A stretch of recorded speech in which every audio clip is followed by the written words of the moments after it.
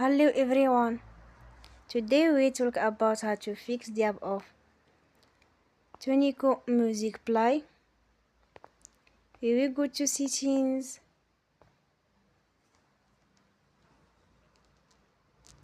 then we click on apps.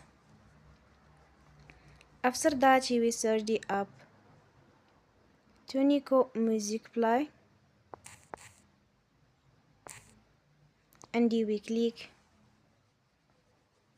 Then we will on for stop.